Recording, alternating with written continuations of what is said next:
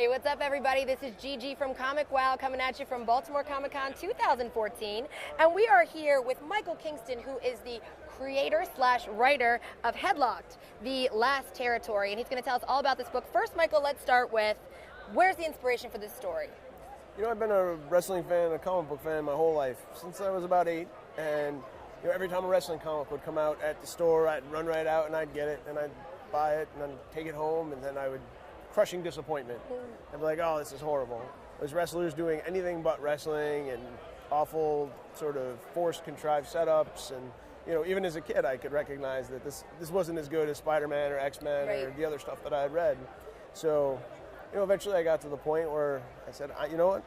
I'm gonna do one. I'm gonna do a wrestling comic that I think wrestling fans would appreciate, that you know, is actually about wrestling, and I think people would want to read. I think that's great, because that's where the best stories come from, is when you know you're kind of the audience yourself and you're seeking it, instead of trying to write for an audience you wonder exists. So why don't you tell everybody a little about what the actual story of Headlocked is? Okay, Headlocked is about a kid who's a theater major in college, and he goes to a wrestling show kind of against his will, and when he's there, he falls in love with the performance art of wrestling and decides that he really wants to become a wrestler. And he quits school, and it's sort of his journey through the business, starting on like day one.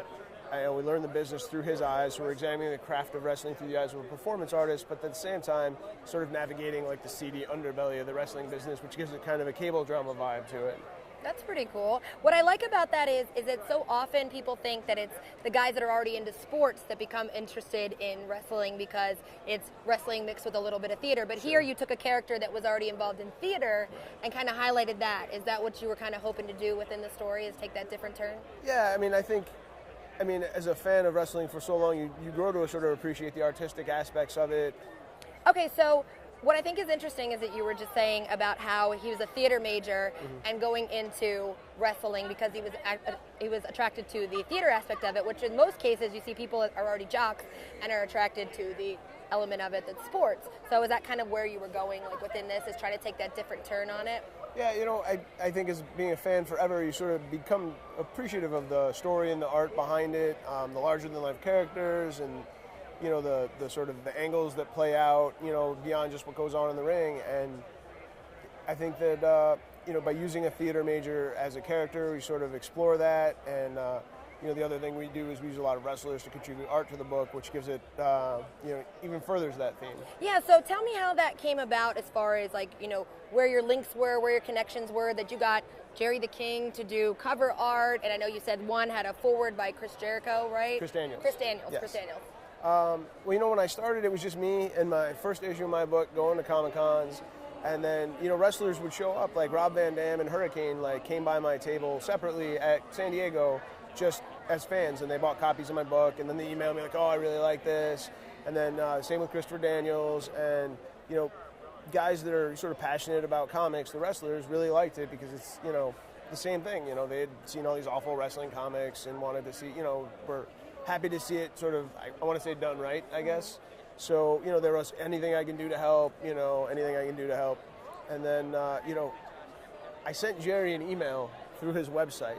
Had you known about his previous art experience? Okay. And I was just like, hey, I write a wrestling comic book, and I know that you do art, you know, would it be possible to maybe get you to do a cover for it? And it was such a lark. Like, I forgot I did it after I did it. And, you know, as a kid, I used to trade for Memphis tapes, you know, so, like, I was an enormous fan, and I just, who answers their own webmail? Yeah, you know what I mean? Exactly, yeah. And so one day I get an email back, and I'm like, oh, this is probably, you know, I'll hand this to Jerry or whatever. Right, and it was literally him. Send me some books. That's got to be so exciting. Oh, unbelievable. So I sent him some books, and then, you know, I kind of just waiting, and then one day, it was New Year's Day, and the phone rings, and it's like, Mike, this is Jerry Lawler, and I'm like, holy cow, you know what I'm You answer your own phone calls. I'm losing my mind. You make your own phone calls. Right. So, you know, it's been fascinating, you know, like, to watch him work. I watched him do the first cover. I actually watched him paint it and do it. Now, did you give him an idea of kind of what, or he just read the story and you let him kind of go full throttle, whatever he thought would be a great cover? It was a collaboration. Yeah, and you know, it was, you know, I'm just kind of beaming as a lifelong wrestling fan, and, you know, as a comic creator that, you know, gives you a leg up in terms of notoriety and stuff. And, you know, they always say don't meet your heroes and whatever, but I mean, he was, you know, one of my heroes growing up, and he's totally lived up to that. Yeah. I mean, a great guy, just a great person. Yeah. and he's a great artist. So. And so, how many people have collaborated on like this issue, for example? Like, we funded this book through Kickstarter, okay. And to do that, a lot of guys helped out. So Jerry did the cover. Judah Freelander from 30 Rock, he wrote an intro to it. Cool. Rob Van Dam, Hurricane, and Christopher Daniels did short stories. And then Ken Anderson, Mr. Kennedy, Sin Bodhi, and Sam Shaw from TNA all did art for it. Wow, what a tremendous collaboration that you have going into this. I mean, are you still kind of a little starstruck in your mind that like this all came together? Oh yeah, no, always. And I mean, I've got more guys. The guys, I get like a random text from people sometimes I've never met. They're like, hey, I got an idea for a story, and like it's crazy. Like, and from concept to completion, what was the time about? From the time you conceived this and started story to when it was completed and published? The book or the whole thing? Whole thing. I mean, when I started initially in 2008, so I'd done single issues sort of one at a time as I could get them done, and then we did a trade, and then, I talked to comic book companies and shopped it around, and, people are always if you don't understand wrestling, you just think, oh, wrestling comics don't sell and whatnot. So then, I took it to Kickstarter, and then that was the last year we've done this, and we actually just launched our next Kickstarter. Fantastic. So is the next Kickstarter for another book in this series? Yes. Or okay, great. It follows us up.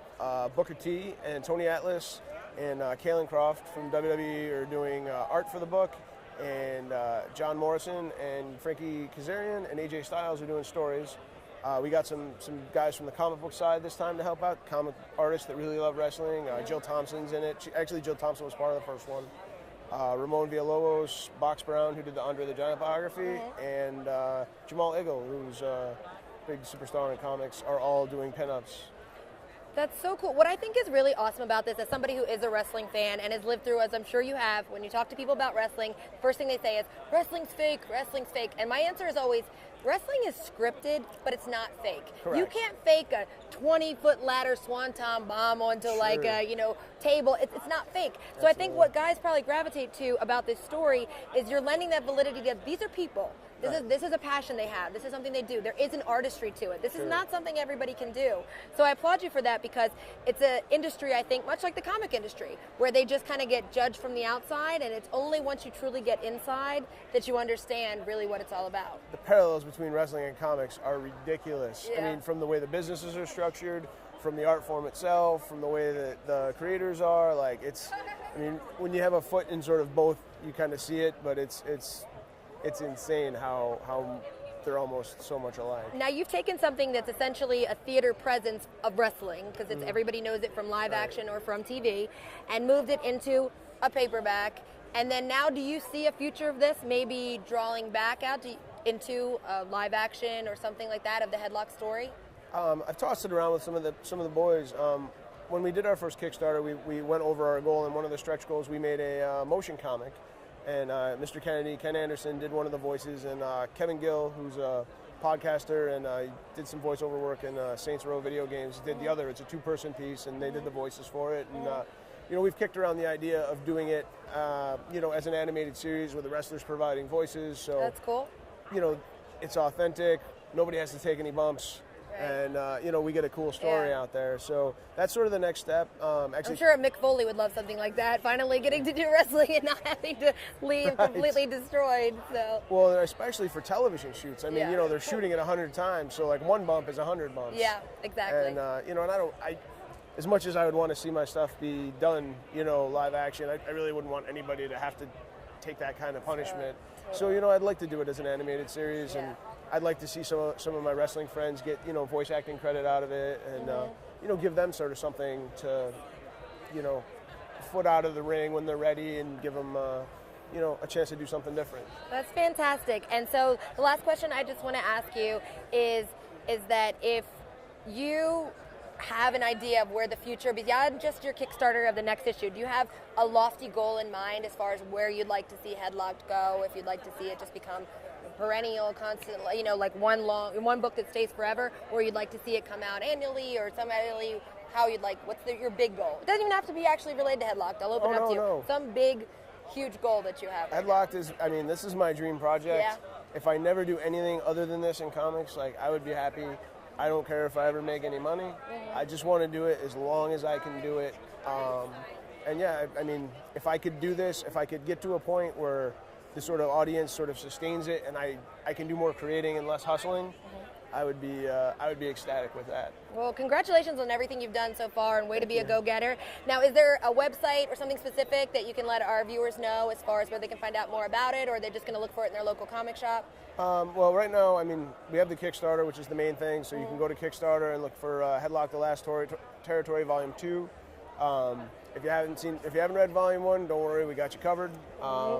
And then we have a website, headlockedcomic.com. All of our social media is Headlocked Comic. It's one word, and it's all me. It's my gamer tag on Xbox if you want to play. You don't get that every day. Well, Michael, I want to thank you so much. This is Michael Kingston, the creator and writer of Headlocked: The Last Territory. You definitely want to check it out. And all our fans on ComicWow, thank you so much for joining us. I hope the con is successful for you. This is Michael. I'm Gigi. You're welcome.